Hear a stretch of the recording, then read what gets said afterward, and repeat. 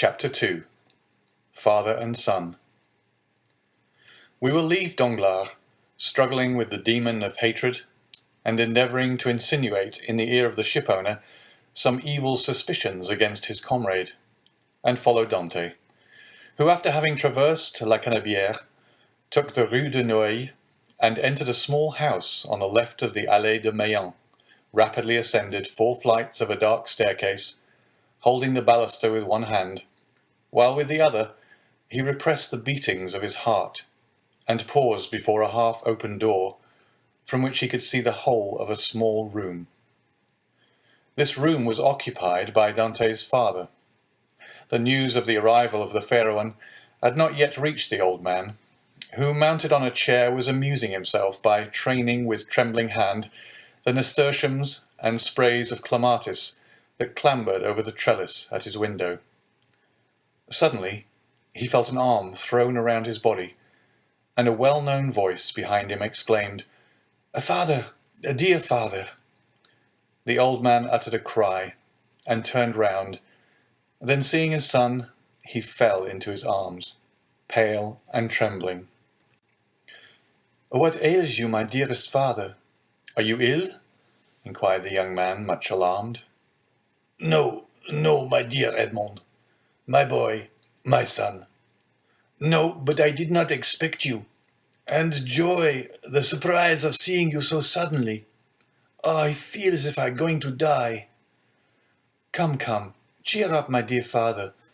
It is I, really I. They say joy never hurts, and so I came to you without any warning. Come now, do smile, instead of looking at me so solemnly. Here I am, back again, and we are going to be happy. Yes, my boy, so we will, replied the old man. But how shall we be happy? Shall you never leave me again? Come, tell me all the good fortune that has befallen you. God forgive me, said the young man, for rejoicing at happiness derived from the misery of others. But heaven knows I did not seek this good fortune. It has happened, and I really cannot pretend to lament it. The good Captain Leclerc is dead, father, and it is probable that with the aid of Monsieur Morel I shall have his place. Do you understand, father? Only imagine me a captain at 20, with 100 louis pay, and a share in the profits. Is this not more than a poor sailor like me could have hoped for? Yes, my dear boy, replied the old man. It is very fortunate. Well then, with the first money I touch, I mean you to have a small house, with a garden in which to plant clematis, nasturtium, and honeysuckle. But what ails you, father? Are you not well? It is nothing. It will soon pass away. And as he said so, the old man's strength failed him, and he fell backwards. Come, said the young man. A glass of wine, father, will revive you. Where do you keep your wine? No, thanks. You need not look for it. I do not want it, said the old man. Yes, father, tell me where it is. And he opened 2 or 3 cupboards. It is no use, said the old man. There is no wine. What, no wine? Said Dante, turning pale and looking alternately at the hollow cheeks of the old man and the empty cupboards. What, no wine? Have you wanted money, father? I want nothing now that I have you, said the old man. Yet, stammered Dante, wiping the perspiration from his brow, yet I gave you 200 francs when I left, 3 months ago.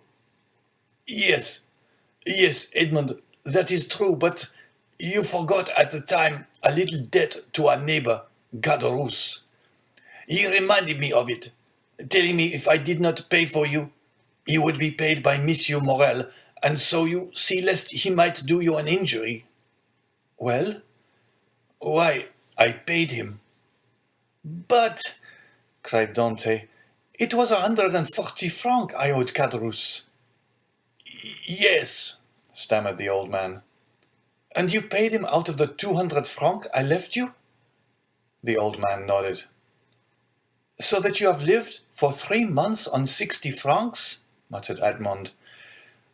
You know how little I require, said the old man. Heaven pardon me, cried Edmond, falling on his knees before his father.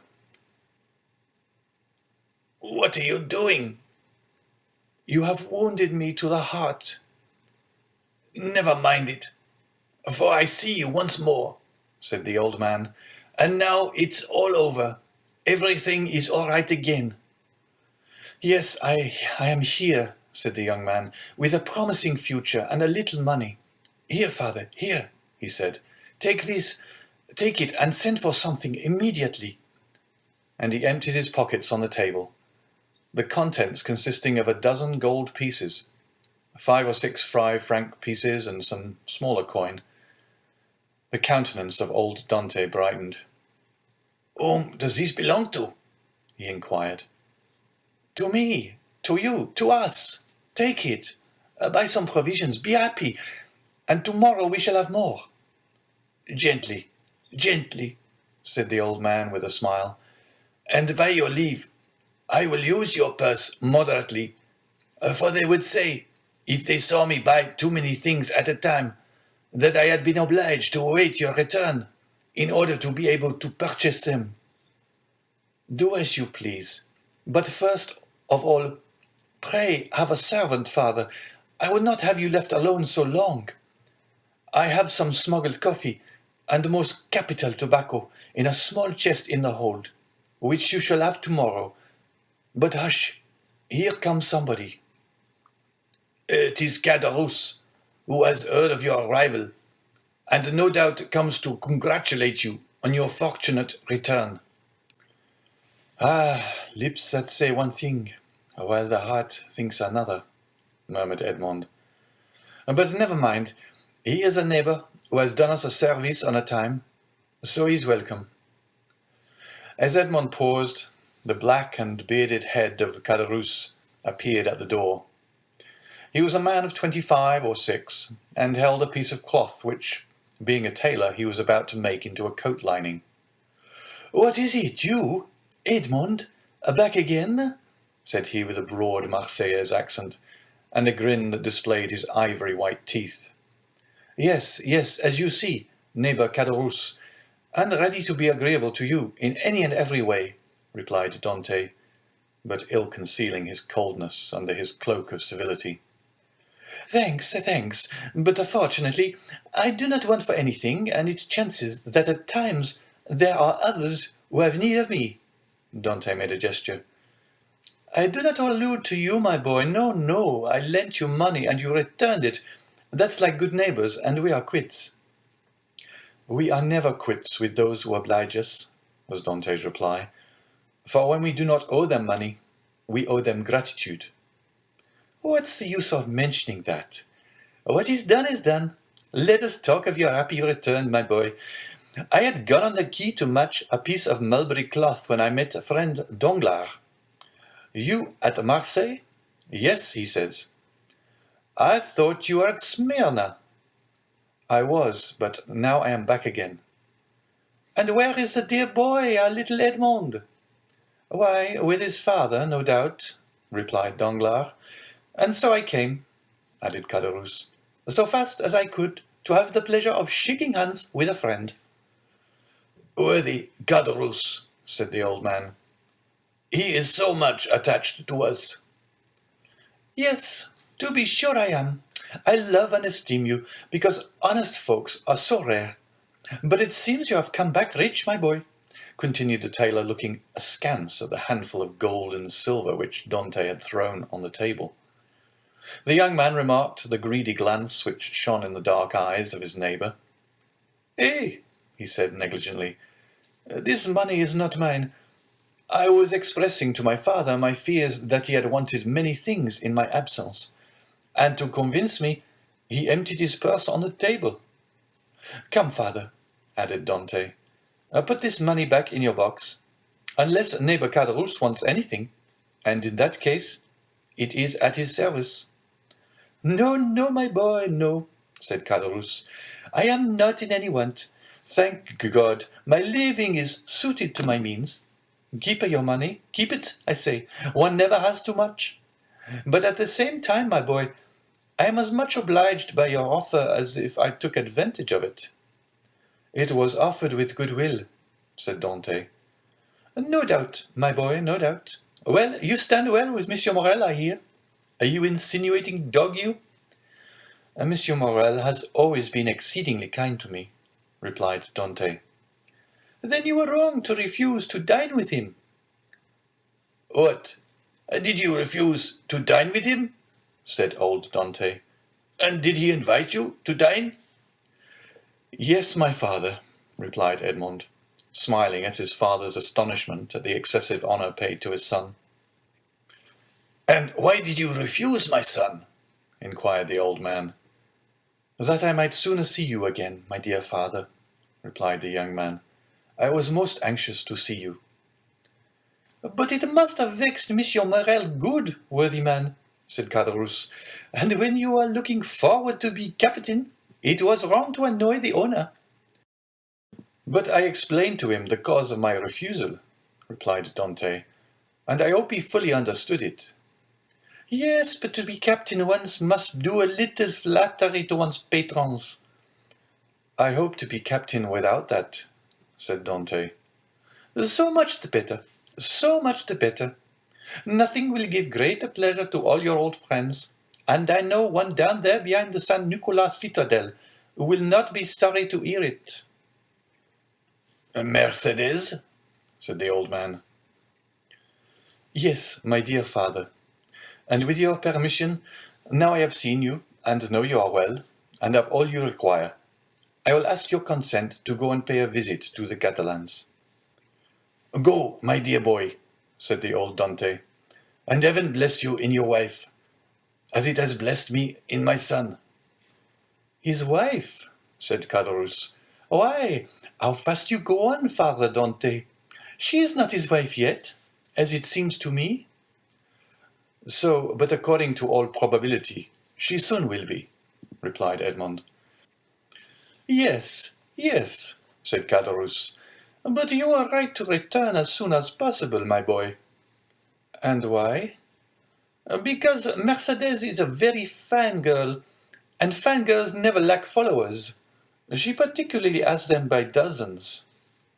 Really? Answered Edmond with a smile which had in it traces of slight uneasiness. Yes, continued Caderousse, and capital offers too. But you know, you will be captain, and who could refuse you then? Meaning to say, replied Dante with a smile which but ill concealed his trouble, that if I were not a captain? Hey, said Caderousse, shaking his head. Come, come, said the sailor, I have a better opinion than you of women in general, and of Mercedes in particular. And I am certain that, captain or not, she will remain ever faithful to me. So much the better, said Caderousse. When one is going to be married, there's nothing like implicit confidence. But never mind that, my boy. Go and announce your arrival, and let her know all your hopes and prospects. I will go directly, was Edmond's reply, and embracing his father, and nodding to Caderousse, he left the apartment. Caderousse lingered for a moment, then taking leave of old Dante, he went downstairs to rejoin Danglars, who awaited him at the corner of the Rue Senac. Well, said Danglars, did you see him? I have just left him, answered Caderousse. Did he allude to his hope of being captain? He spoke of it as a thing already decided. Indeed, said Danglars. He is in too much hurry, it appears to me. Why? It seems Monsieur Morel has promised him the thing. So that he is quite elated about it? Why, yes. He is actually insolent over the matter, has already offered me his patronage as if he were a grand personage, and offered me a loan of money, as though he were a banker. Which you refused? Most assuredly, although I might easily have accepted it, for it was I who put into his hands the first silver he ever earned. But now Monsieur Dante has no longer any occasion for assistance. He is about to become a captain." "Pooh," said Danglars. "He is not one yet." "Ma foi! It will be as well if he is not," answered Caderousse, "for if he should be, there will be really no speaking to him." "If we choose," replied Danglars, "he will remain what he is, and perhaps become even less than he is." "What do you mean?" "Nothing. I was speaking to myself. And is he still in love with the Catalan?" "Over head and ears. But unless I am much mistaken, there will be a storm in that quarter." "Explain yourself." "Why should I?" "It is more important than you think, perhaps. You do not like Dante." "I never like upstarts." "Then tell me all you know about the Catalan." "I know nothing for certain. Only I have seen things which induce me to believe, as I told you, that the future captain will find some annoyance in the vicinity of the vieille infirmiere." "What have you seen? Come, tell me." "Well, every time I see Mercedes come into the city, she has been accompanied by a tall, strapping, black-eyed Catalan, with a red complexion, brown skin, and fierce air, whom she calls cousin." "Really? And you think this cousin pays her attentions?" "I only suppose so. What else can a strapping chap of 21 mean, with a fine wench of 17? "And you say that Dante has gone to the Catalans?" "He went before I came down." "Let us go the same way. We will stop at La Réserve, and we can drink a glass of La Malgue, whilst we wait for news." "Come along," said Caderousse, "but you pay the score." "Of course," replied Danglars, and going quickly to the designated place, they called for a bottle of wine and 2 glasses. Père Pamphile had seen Dante pass not 10 minutes before, and assured that he was at the Catalans, they sat down under the budding foliage of the planes and sycamores, in the branches of which the birds were singing their welcome to one of the first days of spring. End of chapter 2.